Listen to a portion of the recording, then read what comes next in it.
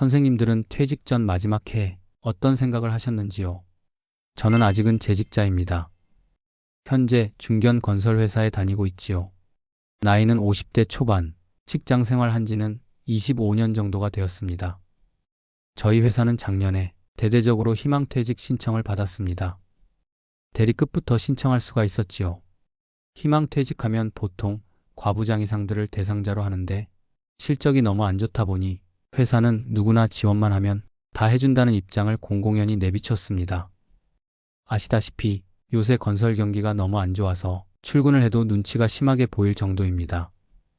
마음 같아서는 회사를 나가고 싶었지만 아직은 조금 더 버텨야 하는 상황이라 우선은 회사에 남아보기로 작정을 하였습니다. 한창 희망퇴직의 바람이 불었을 때 사내 공고가 뜨고 사람들이 흡연실에서 웅성웅성 거리고 누군가는 가방을 싸고 그런 일련의 과정들을 지켜보는 게 참 힘들더군요. 남아있어도 가시방석 위에 앉아있는 것 같은 그런 불편함이 상당했습니다. 하지만 시간이 약이라고 그 시기가 넘어가니 언제 그랬냐는 듯 잠잠해지면서 다시 이전으로 돌아가는 분위기였습니다. 물론 위에서 실적 챙기는 것에 대한 강도가 상당히 세졌고 직원 복지 혜택이 줄어든 것은 물론 출퇴근 시간까지 바짝 관리하는 그런 느낌은 있지만 말입니다. 올해도 또 희망퇴직을 큰 폭으로 할 거라는 예상들이 일찌감치 점쳐지고 있는데 작년에 한번 해봐서 그런가 올해 또 한다 해도 몇 주만 꾹 참고 얼굴에 철판 하나만 깔면 그냥 넘어갈 수 있겠다는 생각이 들더군요. 예전에는 당연히 희망퇴직 해야 하는 사람들이 나가지 않고 눌러 앉아 있으면 뒤에서 욕하는 이들도 덜어 있었지만 요즘은 그렇지는 않습니다. 나간 사람들이 다들 자리 잡지 못하고 헤매고 있는 것을 보다 보니까 지레 겁을 먹어서 본인도 나갈 생각 못하는데 차마 남들 하는 일에 훈수를 둘 수는 없으니까요. 아무튼 회사가 희망퇴직 신청을 받든 말든 저는 어지간하면 회사에 계속 있어 볼 생각이었습니다. 바로 석 달 전까지는요. 하지만 그 석 달을 기점으로 아무래도 저는 올해를 넘기지 못하고 회사를 나가야 할 것 같은 불안한 느낌이 듭니다. 왜 그런지 지금부터 설명을 해드리지요. 먼저 지금 제가 있는 곳부터 말씀드리겠습니다. 저는 현재 호스피스 병원에 와 있습니다. 혹시 선생님들 호스피스 병원이 어떤 곳인지는 알고 계신지요? 말씀은 많이 들어보셨을 겁니다. 저도 듣기만 했지 자세히는 얼마 전에 알았습니다. 호스피스 병원은 말기암 환자들이 오는 병원입니다. 병원에서 암 치료가 어렵다고 판단된 분들이 삶을 될 수 있는 대로 편안하게 보내실 수 있도록 돕는 곳이지요. 저도 이곳에 오기 전까지는 편견이 많았습니다.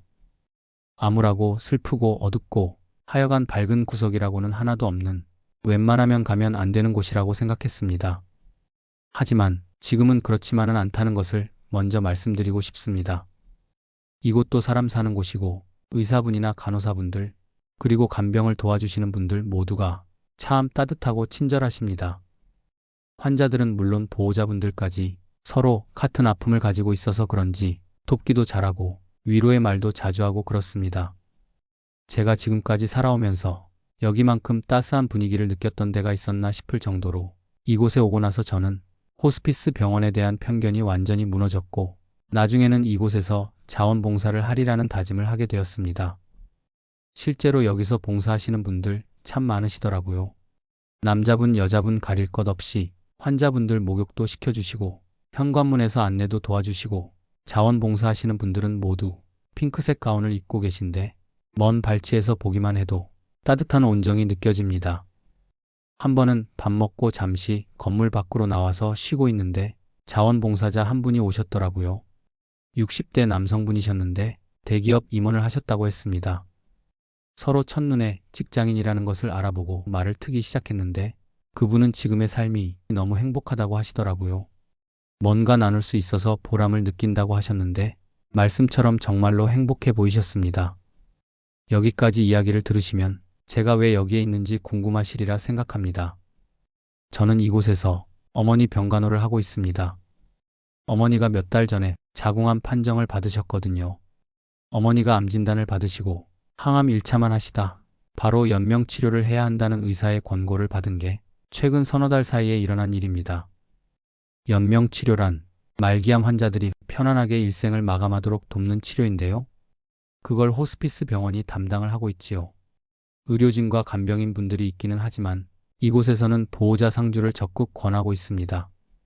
세세히 환자를 케어할 것들이 많아서라기보다는 앞으로 이 땅에서 얼마 계시지 않을 가족분과 잠시나마 오래 있으라는 취지라고 그 이유를 설명해 주었습니다.